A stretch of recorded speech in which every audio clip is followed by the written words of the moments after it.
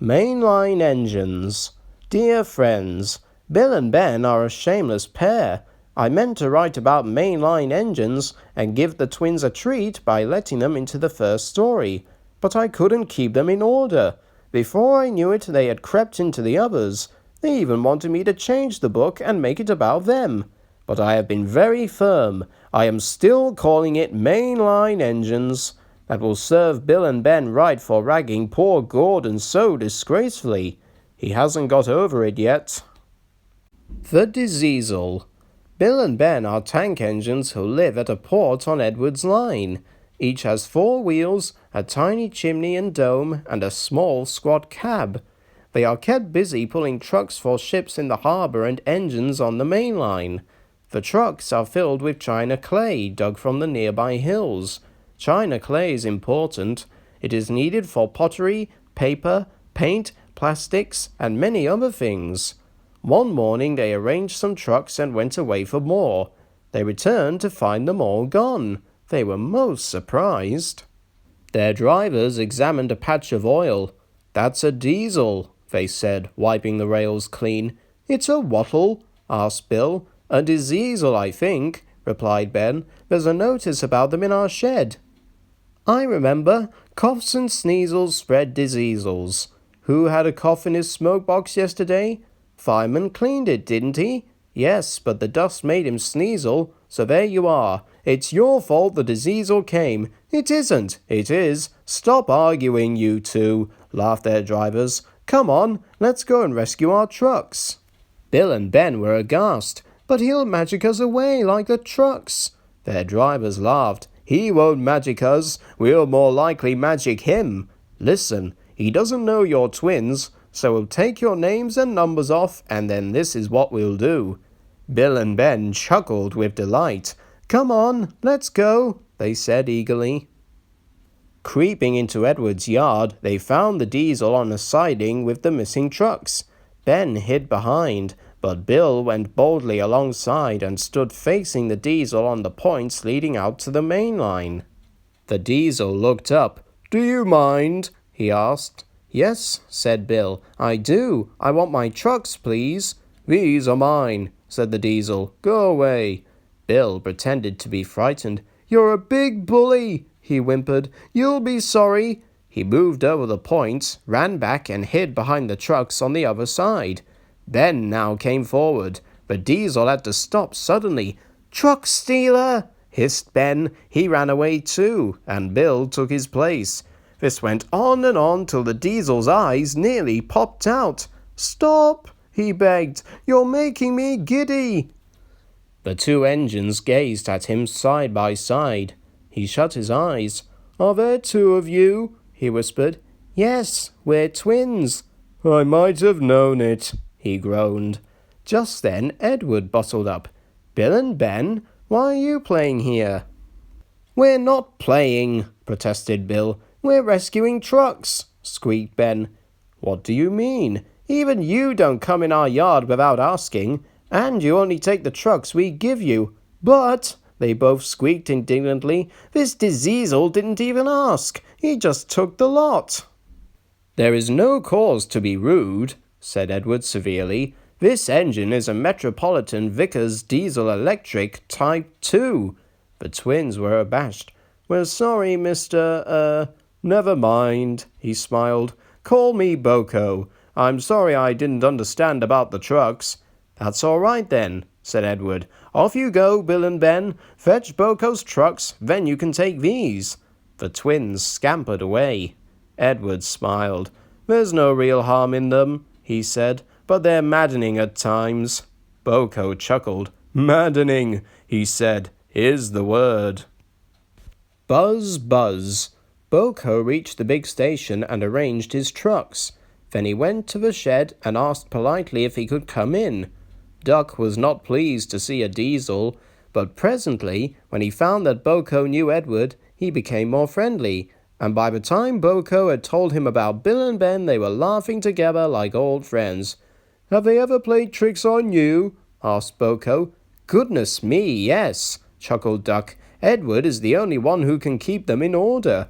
You know, went on Duck. "I sometimes call them the bees." "A good name," chuckled Boko. "They're terrors when they start buzzing round." Just then James bustled in. "What's that, Duck? Are you terrified of bees? They're only insects after all, so don't let that buzzbox Diesel tell you different." "His name is Boko, and he didn't. I wouldn't care," interrupted James. "If hundreds were swarming round, I'd just blow smoke and make them buzz off." "Buzz, buzz, buzz," retorted Duck. James retired into a huff. James was to pull the express next morning, and when Duck brought his coaches, the platform was crowded. "Mind your backs, mind your backs." 2 porters were taking a loaded trolley to the front van. Fred drove, while Bert walked behind. "Careful, Fred, careful," warned Bert, but Fred was in a hurry and didn't listen. Suddenly, an old lady appeared in front. Fred stopped dead, but the luggage slid forward and burst the lid of a large white wooden box. Some bees flew out, and just as James came backing down, they began to explore the station. Someone shouted a warning. The platform cleared like magic. The bees were too sleepy to be cross. They found the empty station cold. James's fireman was trying to couple the train. They buzzed round him hopefully. They wanted him to mend their hive. Then they could go back and be warm again. But the fireman didn't understand. He thought they would sting him. He gave a yell, ran back to the cab and crouched with his jacket over his head. The driver didn't understand either. He swatted at the bees with the shovel. The bees, disappointed, turned their attention to James. James's boiler was nice and warm. The bees swarmed round it happily. "Buzz off! Buzz off!" he hissed. He made smoke, but the wind blew it away, and the bees stayed. At last, one settled on his hot smoke box. It burnt its feet. The bee thought James had stung it on purpose. It stung James back right on the nose. "Eee!" whistled James. He had had enough. So had his driver and fireman. They started without waiting for the guard's whistle. They didn't notice till too late that they'd left their train behind. In the end, it was Boko who pulled the express. He was worried at first about leaving his trucks, but Duck promised to look after them, and so it was arranged. He managed to gain back some of the lost time, and the Fat Controller was pleased with him. No one seemed to notice when James came back to the shed. They were talking about a new kind of beehive on wheels. It was red, they said. Then they all said buzz, buzz, buzz, and laughed a lot. James thought that for big mainline engines, they were being very silly. Wrong road. Thomas's branch line is important, and so is Edward's. They both bring in valuable traffic, but their track and bridges are not so strong as those on the main. That is why the Fat Controller does not allow the heavier mainline engines, such as Gordon and Henry, to run on them. If, however, you had heard Gordon talking to Edward a short while ago, you would have thought that the Fat Controller had forbidden him to run on branch lines for quite another reason. "It's not fair," grumbled Gordon. "What isn't fair?" asked Edward. "Letting branch line diesels pull mainline trains." "Never mind, Gordon. I'm sure Boko will let you pull his truck sometimes. That would make it fair." Gordon spluttered furiously. "I won't pull Boko's dirty trucks. I won't run on branch lines." "Why not? It would be a nice change." "The Fat Controller would never approve," said Gordon loftily. "Branch lines are vulgar." He puffed away in a dignified manner. Edward chuckled and followed him to the station. Gordon, his driver, and his fireman all say it was the lady's fault. She wore a green floppy hat and was saying goodbye to a friend sitting in the coach nearest the guard's van. It was almost time to start. The fireman looked back. He was new to the job. He couldn't see the guard, but he did see something green waving. He thought it was the flag. "Right away, mate," he called. But the guard had not waved his flag. When Gordon started, he left some luggage, several indignant passengers, and the guard all standing on the platform. Every evening, 2 fast trains leave the big station within 5 minutes. The 6:25 is Gordon's for the main line. Edward at 6:30 runs along the branch. By the time Gordon had been brought back, Edward's train was overdue. "You've missed your path, Gordon," said the Fat Controller crossly. "Now we must clear Edward's train before you can start." This should have put everything right with the least possible trouble. But control at the big station made things worse. They forgot to warn the signalman at Edward's Junction about the change of plan. It was dark by the time the trains reached the junction, and you can guess what happened. Edward went through on the main, while Gordon was switched to the branch. It took the Fat Controller several hours to sort out the tangle and pacify the passengers.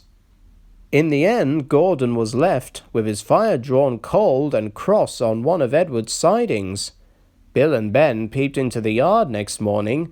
They wondered if Boko had brought them some trucks. There were no trucks, but they didn't mind that. Teasing Gordon, they thought, would be much more fun. "What's that?" asked Bill loudly. "Shh," whispered Ben. "It's Gordon." "It looks like Gordon, but it can't be. Gordon never comes on branch lines. He thinks them vulgar." Gordon pretended he hadn't heard. "If it isn't Gordon," said Ben, "it's just a pile of old iron, which we'd better take to the scrapyard." "No, Bill, this lot's useless for scrap. We'll take it to the harbour and dump it in the sea." Gordon was alarmed. "I am Gordon. Stop, stop." The twins paid no attention. Gordon shut his eyes and prepared for the worst. The twins argued loudly and long. Bill favoured the scrapyard, while Ben said that the cutting up in such places was something cruel. It would be kinder, he urged, to give these remains a quick end in the sea. Besides, he went on, they would make a lovely splash. Gordon could not view either prospect with any enthusiasm. Up to that time he had disapproved of diesels. They were, he considered, ugly, smelly, and noisy. But when he opened his eyes and saw Boko coming into the yard, he thought him the most beautiful sight he had ever seen. "Boko, my dear engine," he gasped, "save me!" Boko quickly sized up the situation and sent Bill and Ben about their business. They were cheeky at first, but Boko threatened to take away the trucks of coal he had brought for them. That made them behave at once. Gordon thought he was wonderful. "Those little demons," he said. "How do you do it?" "Ah, well," said Boko, "it's just a knack." Gordon thinks to this day that Boko saved his life. But we know that the twins were only teasing, don't we? Edward's exploit. Edward scolded the twins severely, but told Gordon it served him right. Gordon was furious. A few days later, some enthusiasts came. On their last afternoon, they went to the China Clay Works. Edward found it hard to start the heavy train. "Did you see him straining?" asked Henry. "Positively painful," remarked James. "Just pathetic," grunted Gordon. "He should give up and be preserved before it's too late." "Shut up," burst out Duck. "You're all jealous. Edward's better than any of you." "You're right, Duck," said Boko. "Edward's old, but he'll surprise us all."